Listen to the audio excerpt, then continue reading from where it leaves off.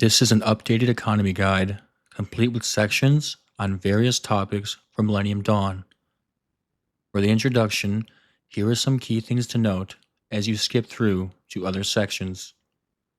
Productivity below 1,000 gives debuffs, or in other words, negative percentages towards factory output, dockyard output, construction speed, corporate tax, and only receiving a portion of the base GDP that your factory produces, such as an office sector. The productivity malice will be reduced to zero at 1,000 productivity, and you'll receive positive effects from it from any point beyond 1,000. 1,000 productivity is also when you receive the full amount from the base GDP of all of your GDP producing buildings. One thing I would like to add to the introduction: this is an AI division. As you can see, they have an armor value of 113.6 and a piercing value of 130.0. If you want to be able to pierce the AI in this date of 2018, make sure you have piercing that is more than their armor of 113.6. And if you don't want to be able to get pierced, make sure your armor divisions have an armor value of more than 130, so you cannot be pierced by the AI. Unlike vanilla, the AI will make proper divisions to counter you, and you will get punished for it if you don't remember these values of their armor and their piercing. Section 1. How do you get to the next economic cycle? If you have a GDP growth rate of at least 0.10%, there is a decent chance you will get a positive event to fire to go from depression to recession, or recession to stagnation, to go from stagnation to stable growth, and all the way up to economic boom. The 0.10 chance will decrease, but it will always be there.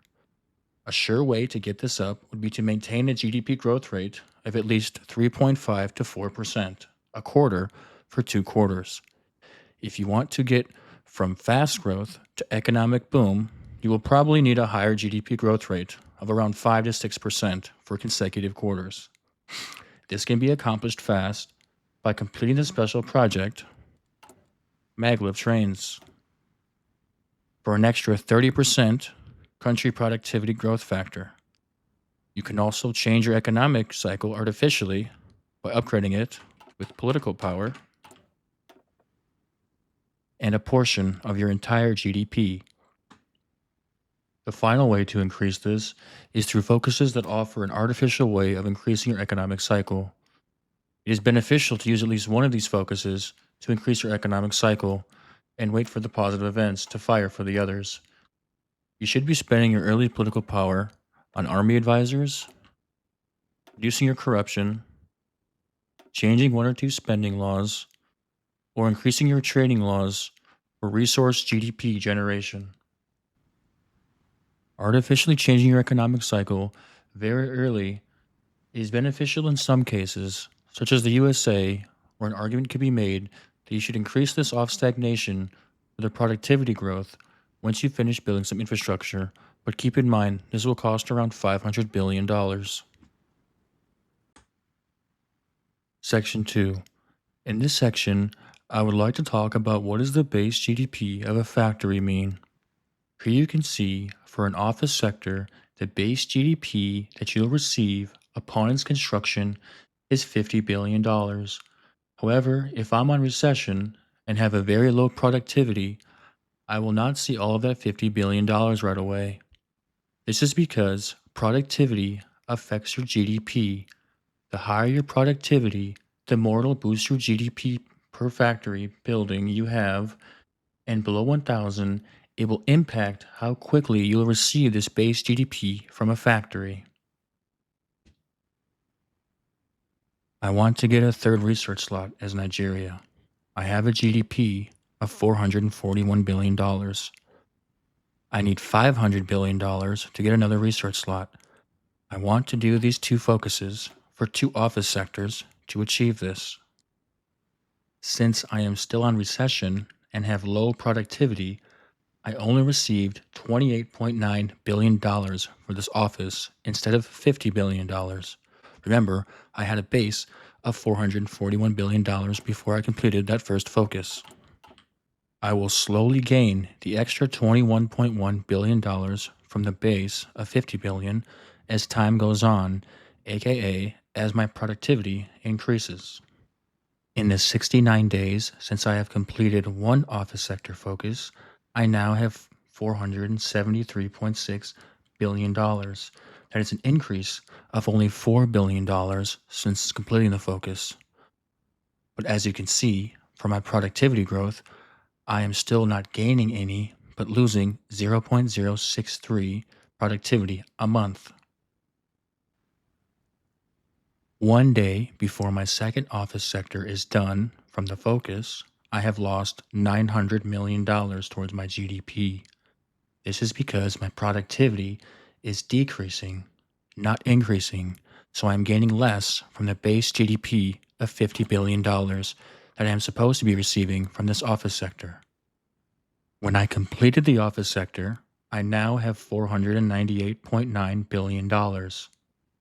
So I have gained about $27.9 billion from this office sector. You can see that is around $1 billion less from my first office sector. This is because my productivity is still in the negative and decreasing. Section 3. Productivity and employment combined effects on factory output. If you have low productivity and high unemployment, you will see major debuffs to your factory output. The productivity effect always outweighs the unemployment effect. As you can see here, I have an unemployment rate of 64.8%, but a productivity rate of 1540, which is 540 above the 1,000 productivity base. That equals out to a positive factory output gain of 121.9%, as you can see towards the bottom of this list. In this other example, I have an unemployment rate of 49.2%, but a productivity rating of 1055, which is 55 above the base of 1,000. This equals out to a positive factory output gain of 14%. This is why it is always beneficial to increase your productivity over your unemployment in most cases. If you are playing a country such as Iraq and you need output fast before the US invasion, you can alleviate this somewhat by making sure your stability is not too low, which impacts factory output, using this focus here for a 50% bonus in the nanofibers tree that gives you 10% factory output, and microprocessors in the internet tree. If you're interested, I will have a guide for beating the US as Iraq on expert difficulty, where they attack you with all of their divisions instead of a couple, like on normal difficulty, in another video. I will also link the Twitch video where I completed this challenge. Section 4. Now that you know how productivity affects your factory output and GDP growth, how do I increase my productivity the fastest? Also keep in mind, it also affects your dockyard output, construction speed, and your corporate tax. This is why it is advantageous to not raise your corporate tax at the beginning of most countries, and in some cases, like as Germany, even lowering it. But that is for another section. Let's talk about how to increase your productivity. The technologies you can research are computing, internet, nanofibers, and 3D printers, and if you don't mind having more monthly population, genetic engineering. You can also build network infrastructure or railroads to increase this by construction means. The biggest gain you can receive is a positive change in an economic cycle, which will give you a flat 1.0 boost to your productivity monthly growth past stagnation. Going from recession to stagnation will get rid of the negative 1.50 productivity growth malice. The only other way to increase your productivity growth is through focuses such as this one here. To increase your network infrastructure, you need to upgrade to 2G, 3G, and 4G. Keep in mind that per level you build, the cost increases.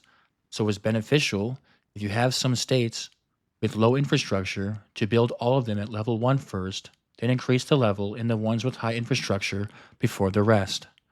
Always keep your GDP growth rate in mind and do not span these out, but mix them with GDP producing factories. Most beneficial scaling wise would be civilian. The more population you have, the more building slots you will start with. As your monthly population increases, the building slots in your country will also increase. I started in the state of Lagos with about 10 less building slots than I do now, and I achieved this through gaining my population, not by doing any construction technology that boosts max factories in a state. More monthly population will mean more people that need jobs. Office sectors employ 270,000 more workers than a civilian factory.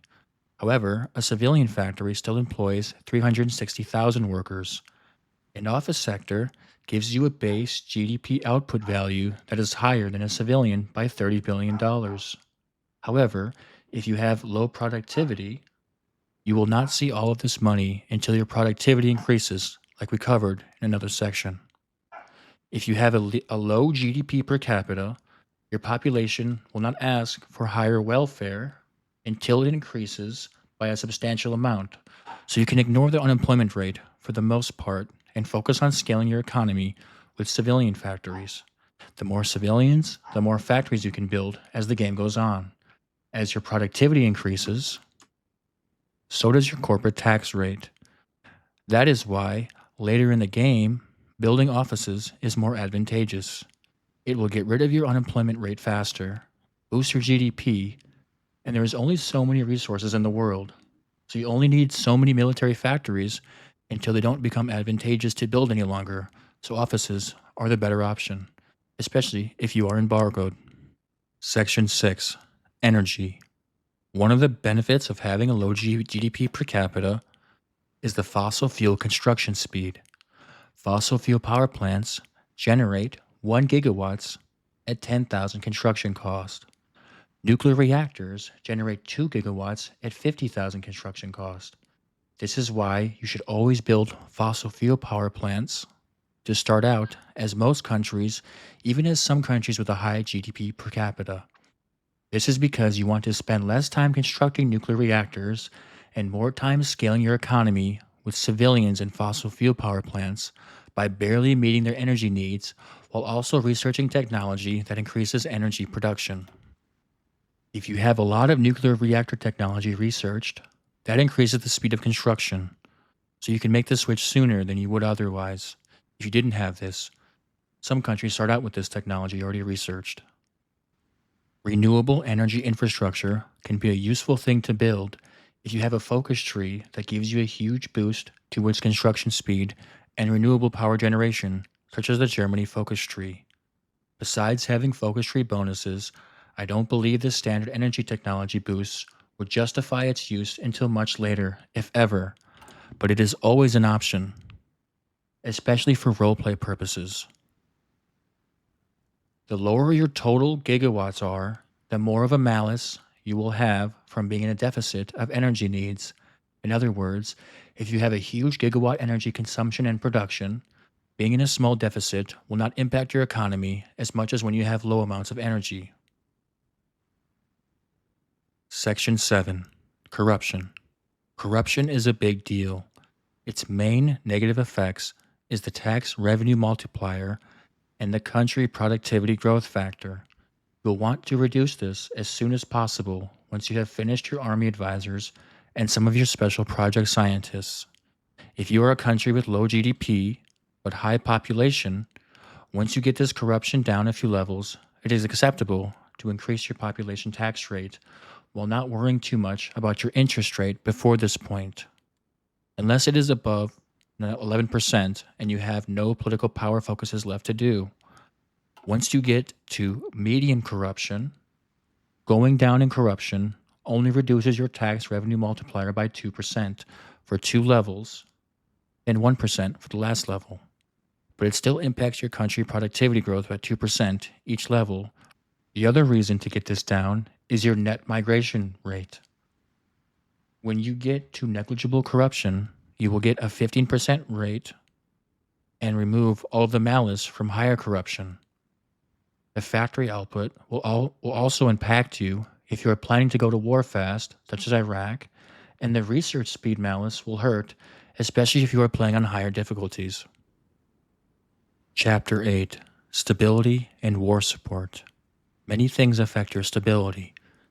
The lower GDP capita you have, the more negative effects you receive towards your stability, but these are small percentages unless your GDP per capita is incredibly low. Your population tax rate has a huge negative effect on your stability. Your military spending also has an effect, and high unemployment also has a small effect on your stability. There is other country ideological specific negative or positive effects on stability which we will not cover in this video. To increase your stability, the main way is through government spending laws and your party popularity, as well as your party popularity since the last election. To increase your war support, other than focuses and high world tension, you can offset the penalty by having a high spending law which gives a positive bonus towards your war penalty stability modifier. Section 9: Counter Radical Training. If you have officer military schools or officer military academy, you can conduct counter radical training and raid the rebel hideouts to decrease the risk of negative effects to fire that will boost their popularity and reduce yours, in effect, lowering your stability. It will take a while to get to a point where the percentage of your raid succeeding would influence your decision to enact the raid, so do this early unless you are playing certain countries that start with a lot of problems and are not anywhere close to officer military schools. You can also fund de-radicalization programs, which requires a high social budget. Hiring a foreign advisor is an option, and also airstriking their hideouts is another. Section 10: Investments.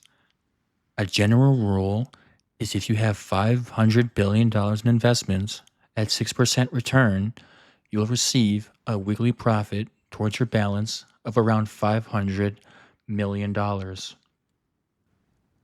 If you increase this to $1 trillion in investments, you will have around $1 billion in profit weekly. The base investment return is 6%, but you can increase this through focuses for certain country-specific focus trees.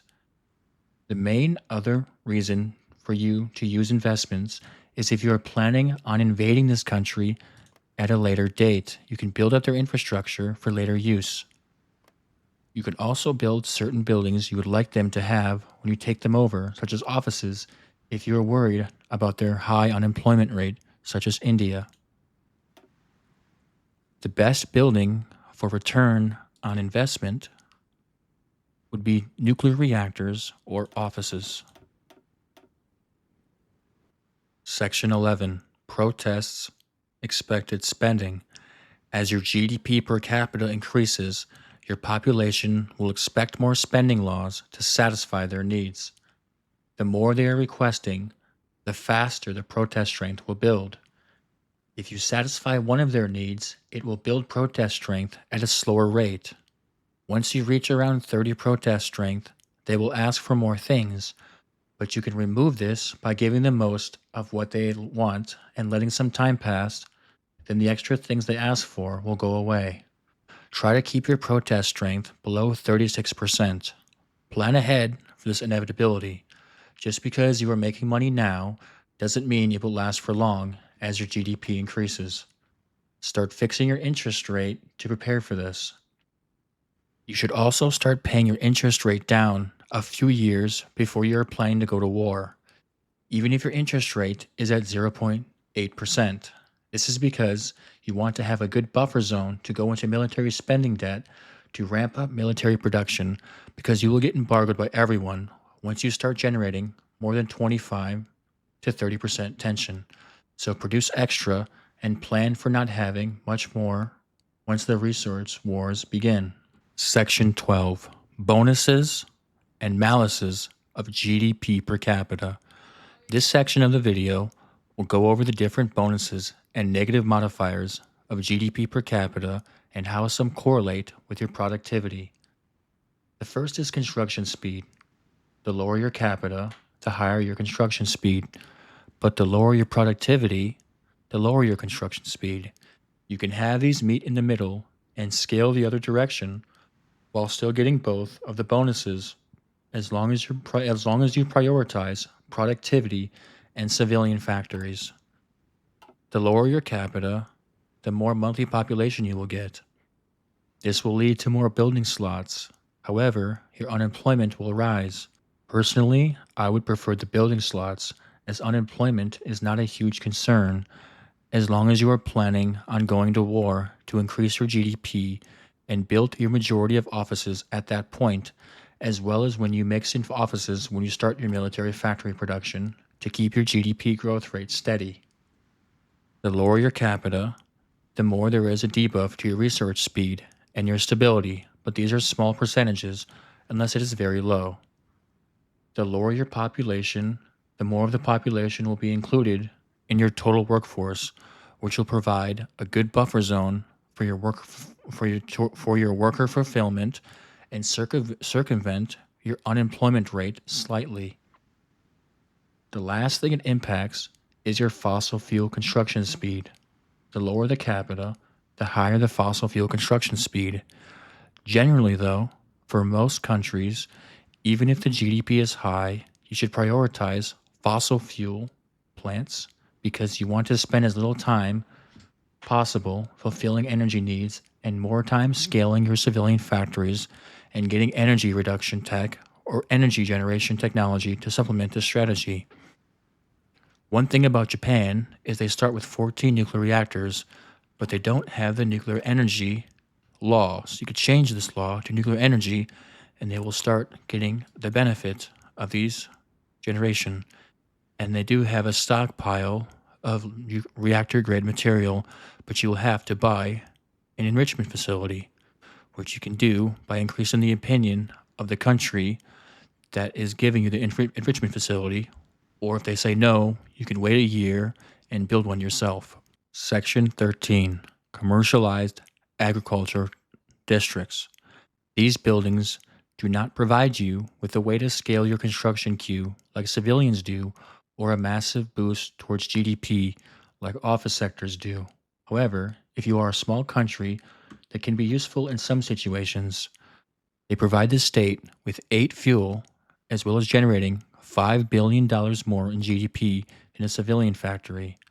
The construction cost is less than a civilian, but the energy consumption is more, as well as it adding additional of these buildings in the same state gives you more of a construction cost each level. If you are trading most of your civs away for military production, but don't want to revert back an economic cycle, this can be a good alternative to keep your economy afloat while you do this. I do not build these very often, so I cannot share much firsthand experience with them. One thing to remember is your commercialized agriculture district's construction speed is higher at lower productivity. So it's best to build these when you have low productivity for small nations. If you are a large nation and are in need of fuel, you can build these, but keep in mind you will have a massive malice to your construction speed, but this should be offset by other factors that we talked about in this video. Section 14: Worker Fulfillment. If you do not have enough workers for your factories, this will start impacting your GDP, and it will start taking workers out, starting with your agricultural districts, then your offices and production facilities, and finally your civilian factories. You can offset this malice by going down the AI technology tree, which reduces the required workforce for your buildings. This will not take effect until you reach 0% employment rate. so don't worry too much about researching these while still having a high unemployment rate. Your military spending will also take a percentage of your workforce out of your factories and into military service. You can also change your migration law to get to light regulated migration, but keep in mind the labor unions and small business owners will not like this change. The nationalists also do not like this change and will start giving you stability hits if you go to lightly regulated migration. There is also some country specific focuses that reduce the amount of total required workforce or increase it, so be careful what you choose for countries such as the USA. Thank you for watching. If you have any questions, please comment below and I will do my best to answer them. If you'd like to join the Millennium Dawn Discord, there is many people who would be happy to help you as well. The community there is great as well if you just want to chat about the mod in the general chat or anything else in the off-topic chat. If you think I made a mistake, please let me know and I will look into it and correct it by posting it in a pinned comment and in the description.